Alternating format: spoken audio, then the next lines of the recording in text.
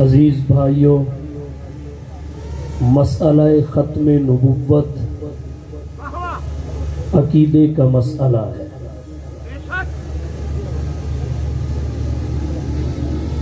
اور عقیدے کو عمل پر فوقیت اور برتری حاصل ہے۔ متکلمین فرماتے ہیں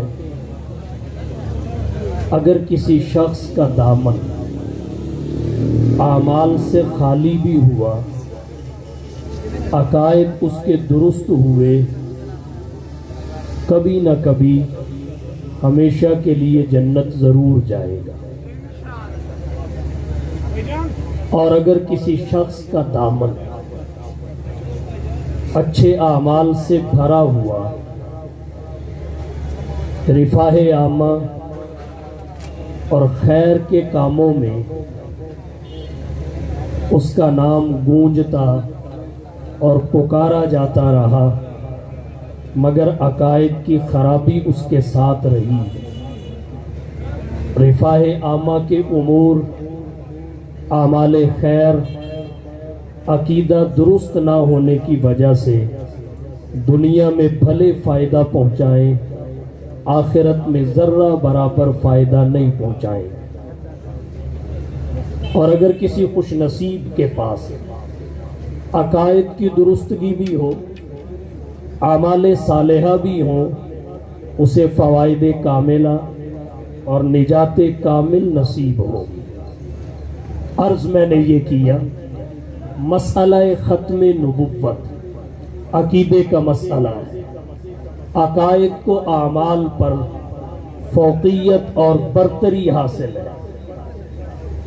اگر عقیدہ ختم نبوت پر مسلمان قائم ہو، دیگر عقائد کی درستگی کے ساتھ اعمال میں کوتاہی بھی ہوئی، تو ختم نبوت کی برکت سے پروردگار عالم اسے نجات ضرور عطا فرمائے گا۔ دوسری بات، مسئلہ ختم نبوت جہاں عقیدے کا مسئلہ ہے، وہاں ہمارے مذہب کا مدار بھی ہے۔ آپ کہیں گے کیسے؟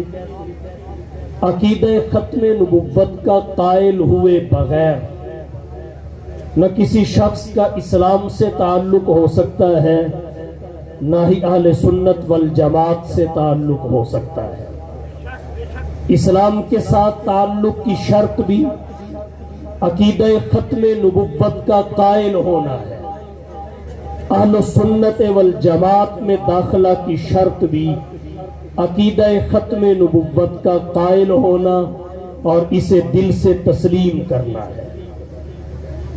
عقیدہ ختم نبوت کے بغیر اسلام کے ساتھ کوئی تعلق نہیں رہ سکتا۔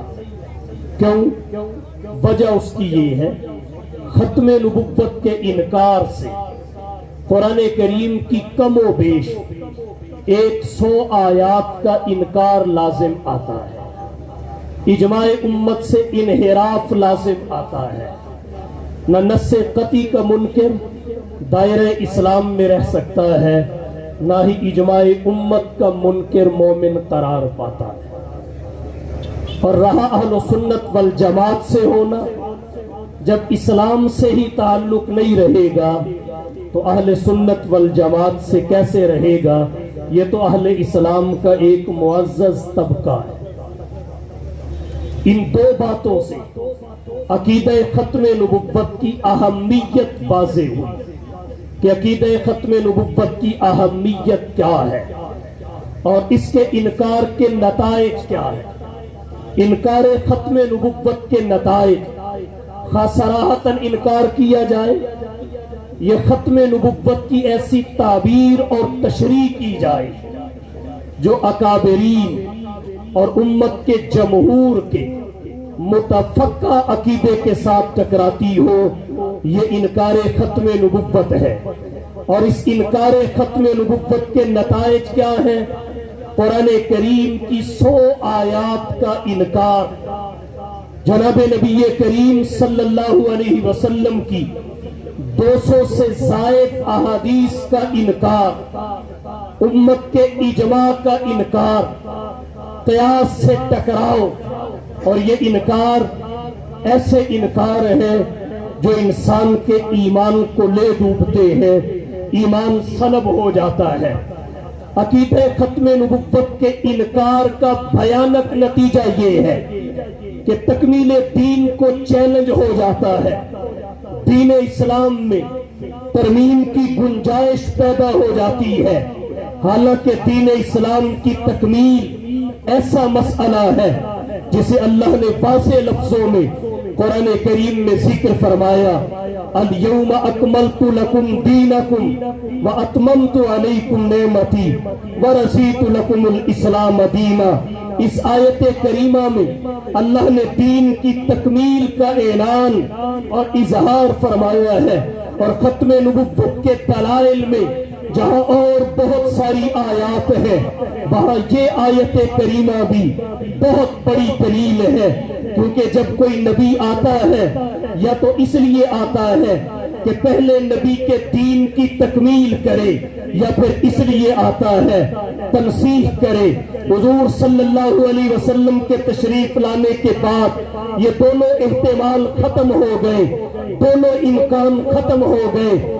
تنصیح کے لیے اس وجہ سے نبوت کا تصور قائم نہیں کیا جا سکتا کہ نسخ کا ضابطہ یہ ہے، ما ننسخ من آیت او ننسیها نأتی بخیر منها او مثلیها، کہ ناسخ اور غلط تو منسوخ سے بہتر ہونا چاہیے، نہیں تو کم از کم اس کے برابر ہونا چاہیے۔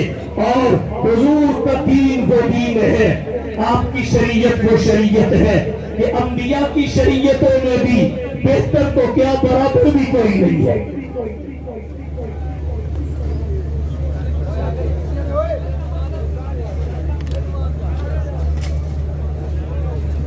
توجہ کیجیے، اگر آپ اس طرح کریں گے کہ جس طرح میں تقریر کرنا چاہتا ہوں نہیں کر سکوں گا، اس لیے آپ سے گزارش ہے اطمینان کے ساتھ تشریف رکھیں، مہمان آتے رہیں گے، جب اسٹیج پہ آئیں گے خوب استقبال کریں، مجھے اطمینان سے گفتگو کرنے دیں۔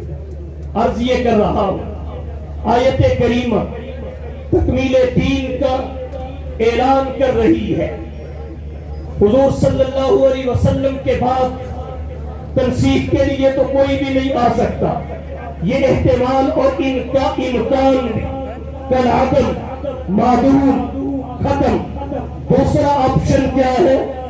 تکمیل کے لیے آئے، تکمیل کے لیے جناب نبی کریم صلی اللہ علیہ وسلم کی آمد پر، قرآن کریم کے نزول کی تکمیل پر اللہ نے دین محمدی کو، دین اسلام کو کامل و مکمل فرما دیا۔ اس میں کسی اضافے کی گنجائش نہیں ہے۔ اگر اس مانوی امر کو حصی امر سے سمجھا جائے تو یوں کہا جا سکتا ہے جیسے ایک گلاس دودھ سے بھر دیا جائے، دودھ کناروں تک پہنچ جائے، دودھ جب کناروں تک پہنچ کر گلاس بھر چکا، دودھ اگرچہ دودھ ہے مگر گلاس میں اب مزید گنجائش نہیں ہے، جب گلاس بھر چکا ہے اس میں مزید دودھ نہیں ڈالا جا سکتا۔ اگر کوئی یہ جد و جہد اور کوشش کرے تو وہ پہلے دودھ کے ضیاع کا سبب بنے گا۔ بالکل اسی طرح حضور سرور کونین، ساقی کوثر، شافی محشر، ہادی و رہبر، آمینہ کے لال، محبوب رب ذوالجلال، صاحب الحسن والکمال، جناب محمد مصطفیٰ، احمد مصطفیٰ، حبیب کبریاء، فخر الانبیاء، سید الورا، شمس الضحیٰ، بدر الدجیٰ، رہبر و رہنما، لا یمکن الثناء، مکین گنبد خضرا، بلغ العلا، کشف الدجیٰ، صلی اللہ علیہ وسلم کی نبوت کے ساتھ اللہ نے دین کو کامل و مکمل کر دیا۔ اب حضور کے بعد نہ کوئی تنصیح کے لیے آ سکتا ہے، نہ کوئی تکمیل کے لیے آ سکتا ہے۔ حضور کا دین پہلے سے مکمل ہے، اب کون آگے تکمیل کا دعویٰ کر سکتا ہے؟ ہے کوئی مائی کا نام جو حضور کے تشریف لے آنے کے بعد یہ دعویٰ کرے میں اس لیے آیا ہوں کہ نماز کو منسوخ کروں،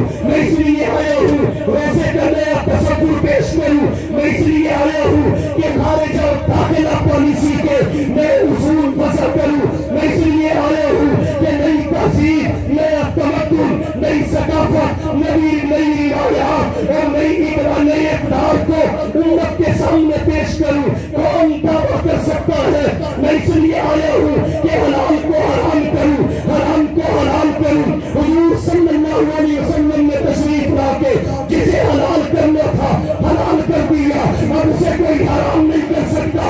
جسے حرام کرنا تھا حرام کر دیا. اب اسے کوئی حرام نہیں کر سکتا. حضور صلی اللہ علیہ وسلم نے ماں کے ساتھ نکاح کو حرام کیا.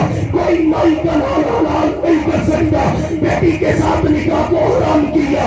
کوئی آ کے حلال نہیں کر سکتا. بہن کے ساتھ نکاح کو حرام کیا. کوئی مائی کا نام الٹا بھی لٹک جائے بڑے سے بڑا دعویٰ کرے تبدیل نہیں کر سکتا.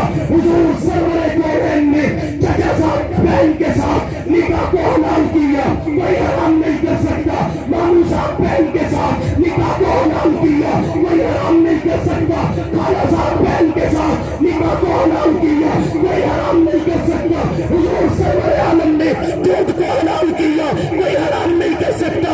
شراب کو حرام کیا. کوئی حلال نہیں کر سکتا. آپ نے بکری کو حلال کیا. کوئی حرام نہیں کر سکتا. خنزیر کو حرام کیا. کوئی حلال نہیں کر سکتا. کوئی آئے تو کس لیے آئے جب مہر لگ چکی ہے، لفافہ بند ہو چکا ہے. اب اگر یہ مہر کوئی توڑے گا جب سرکاری کاغذات پہ مہر لگ جائے، اگر کوئی مہر توڑے مقدمہ ہوتا ہے. نبوت کے محل پہ مہر لگ چکی ہے. اب اگر اس مہر کو توڑے گا، اس مہر کو خراب کرے گا، دفعات شریعہ کے تحت اس پہ مقدمہ چلے گا. اور وہ مقدمہ یہ ہے اسے دائرہ اسلام سے نکال دیا جائے گا. اللہ اکبر.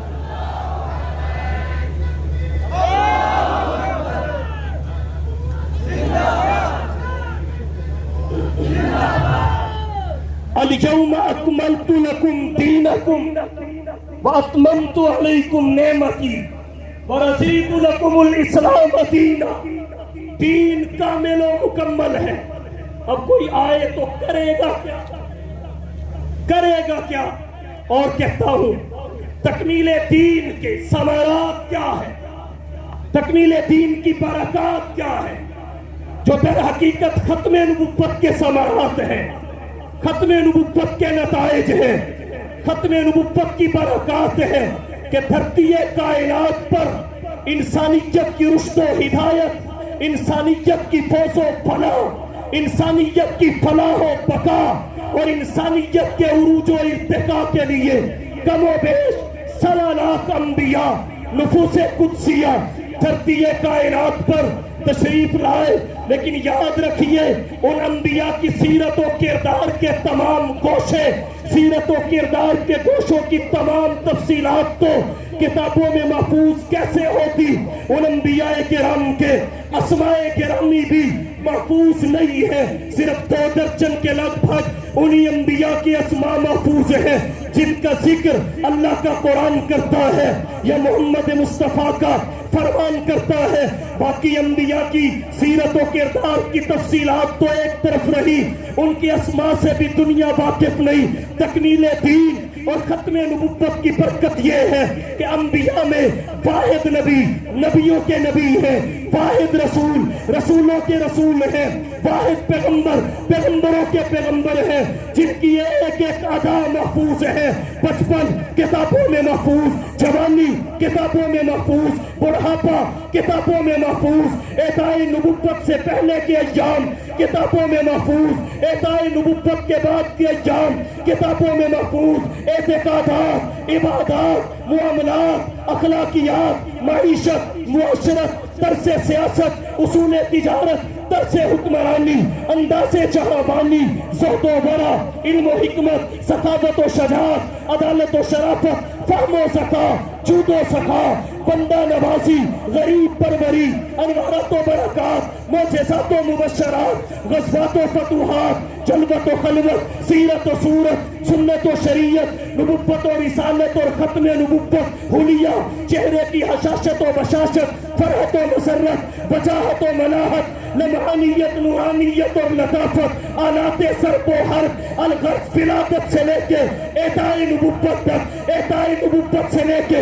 हिजरत व नुसरत तक, हिजरत व नुसरत से लेके वफात और रहलत तक, अल्लाह ने एक एक अदा को हमेशा हमेशा के लिए महफूज करा के तकमीले दीन और मोहम्मद मुस्तफा की नबुव्वत नहीं, खत्मे नबुव्वत पे मोहरे तस्दीक सवार कर दी।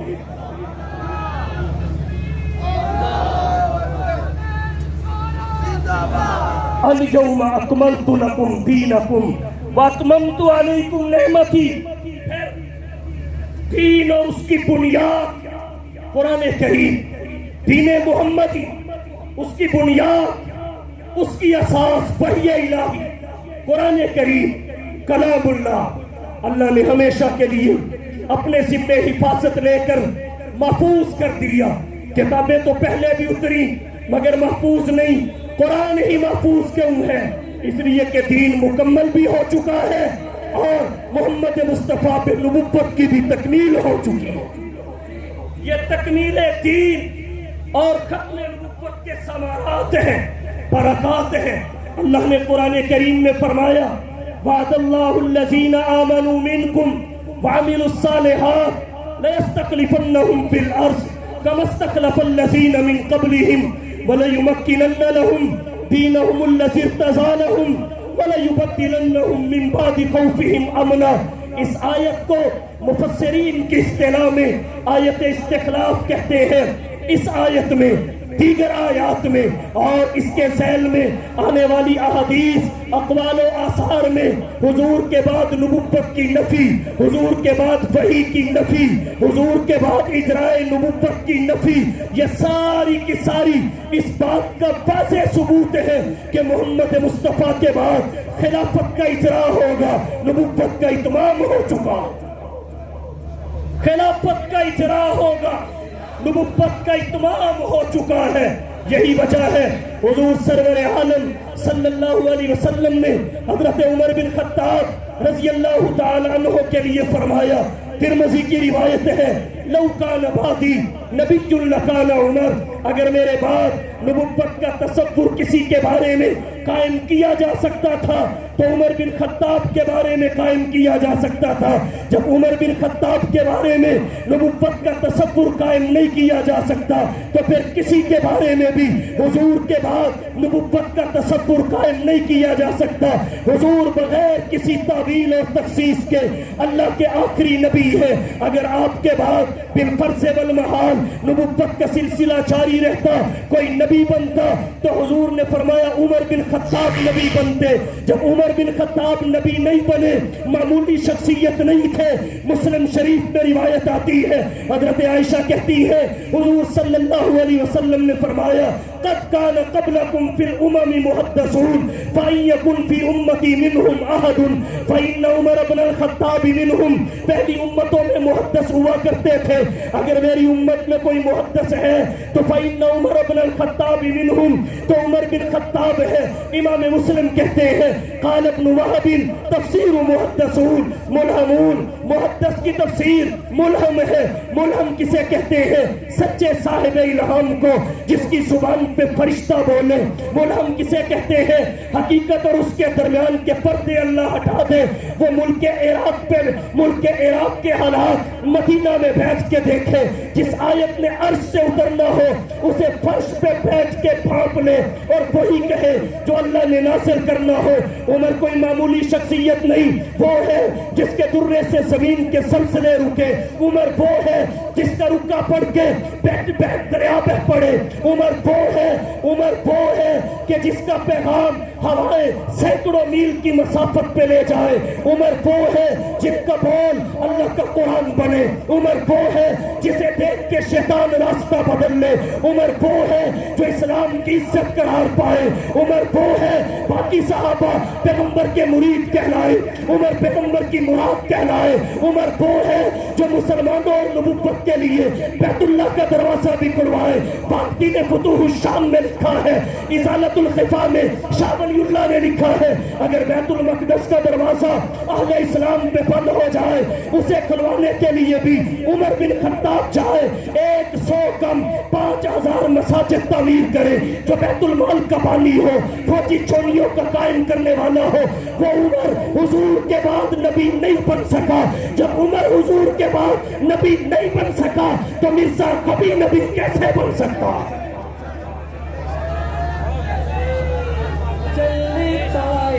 اللہ کے شیروں سے جو الجھے گا منہ کی کھائے گا. پیغمبر اسلام کہتے ہیں جی فیضان سے بنا. مرزا غلام احمد قادیانی نبی بنا, وہ نبوت کے فیضان سے بنا, اتباع نبوت کی وجہ سے بنا. سب سے پہلی بات یہ ہے حضور کی اتباع صحابہ سے بڑھ کر دنیا کا کوئی طبقہ نہیں کر سکتا. دوسری بات یہ ہے رہا فیضان, فیضان کی وجہ سے نبوت نہیں ملتی. مرزا غلام احمد قادیانی کی ذریت یہ کہتی ہے کہ مرزا صاحب کو نبوت حضور کی نبوت کے فیضان کے طور پہ ملی ہے.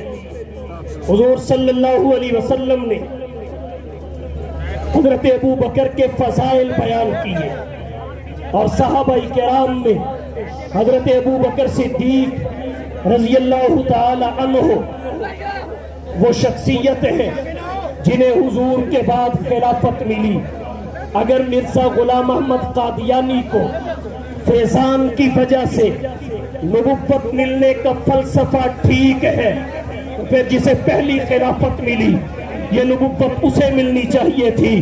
اگر فیضان کی وجہ سے ابو بکر نبی نہیں بنے, عمر نبی نہیں بنے, تو پھر کوئی بد کردار اور غیر صالح شخص نبی کیسے بن سکتا ہے؟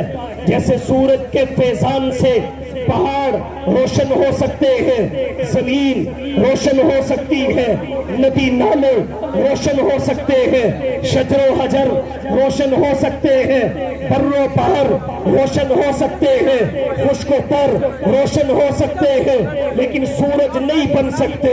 بالکل اسی طرح حضور سرور کونین صلی اللہ علیہ وسلم کی نبوت کے فیضان سے ابو بکر صدیق اکبر بن سکتے ہیں, جناب عمر فاروق اعظم بن سکتے ہیں, جناب عثمان ذوالنورین بن سکتے ہیں, جناب علی المرتضیٰ حیدر کرار بن سکتے ہیں, حضرت امیر معاویہ کاتب وحی بن سکتے ہیں, حضرت بلال محسن مصطفیٰ بن سکتے ہیں, ابو عبیدہ بن جراح امین امت بن سکتے ہیں, ابن مسعود فقیہ امت بن سکتے ہیں, ابن عباس مفسر قرآن بن سکتے ہیں. جیسے سورج کی وجہ سے, سورج کے فیضان سے دوسرا سورج نہیں بن سکتا, مصطفیٰ کی نبوت کے فیضان سے کوئی شخص نبی بھی نہیں بن سکتا.